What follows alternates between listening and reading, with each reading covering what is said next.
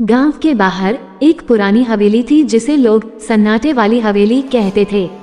कहते हैं कि उस हवेली में रात के समय एक बच्चे की रोने की आवाज सुनाई देती थी। लोग वहां जाने से डरते थे क्योंकि जिसने भी उस आवाज का पीछा किया वो कभी लौटकर नहीं आया। एक दिन गांव में एक नया परिवार आया, रवि, उसकी पत्नी निशा और उनकी 6 महीने की बेटी परी।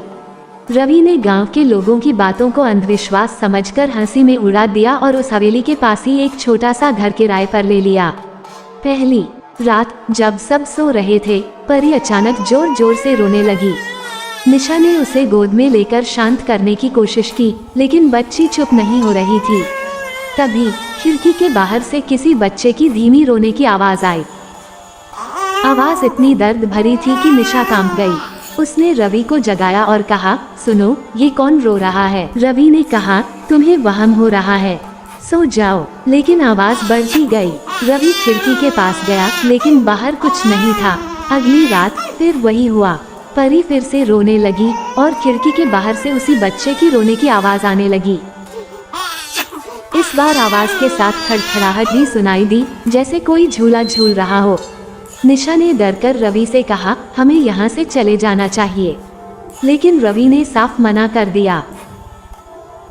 तीसरी रात जब परी ने रोना शुरू किया तो रवि ने ठान लिया कि वह उस आवाज का पीछा करेगा। उसने एक टॉर्च उठाए और निशा से कहा, तुम घर पर रहो, मैं देखता हूँ कि आखिर ये आवाज कहाँ से आ रही है। रवि आवाज का पीछा करते करते सन्नाटे वाली हवेली तक पहुँच गया। हवेली के दरवाजे पर एक पुराना झूला झूल रहा था, लेकिन वहाँ कोई नहीं था। तभी उसे एक बच्ची की हंसी सुनाई दी।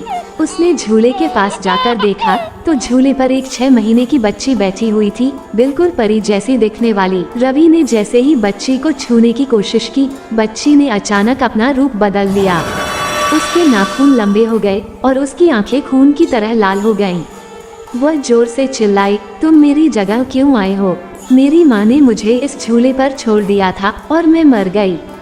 अब मैं किसी और की जगह लूंगी। रवि डर के मारे पीछे हट गया, लेकिन हवेली के दरवाजे बंद हो गए। बच्ची की भूतिया हंसी गूंजने लगी।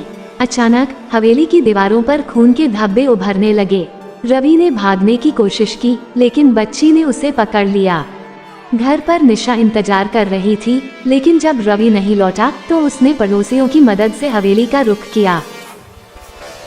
वहां पहुंचने पर उन्होंने देखा कि रवि झूले पर बेहोश पड़ा है और परी गायब है। निशा पागलों की तरह चीखने लगी। तभी हवेली के अंदर से परी की रोने की आवाज आई। निशा ने हिम्मत करके हवेली के अंदर कदम रखा। वहां उसे एक पुरानी डायरी मिली। डायरी में लिखा था कि यह बच्ची, जिसका नाम आरोही था, अपनी माँ के इंतजार में झूले पर बैठी बैठी मर गई थी।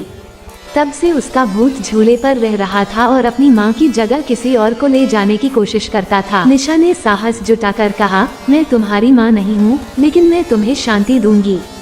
उसने डायरी में लिखे मंत्र को पढ़ा और एक दीपक जलाया। अचानक हवेली में तेज हवा चलने लगी। बच्ची का भूत चीखते हुए गायब हो गया और परी निशा के पास आ गई। रवि होश में आया, लेकिन वो इतना डरा हुआ था कि उसने उसी रात गांव छोड़ने का फैसला किया। आज भी उस हवेली में रात के समय झूले की खड़खड़ाहट और बच्चे की हंसी सुनाई देती है, लेकिन अब वहाँ कोई कदम रखने की हिम्मत नहीं करता। ऐसी और भी मजेदार डरावनी कहानियाँ सुनने के लिए हमारे चैनल को सब्सक्राइब करें।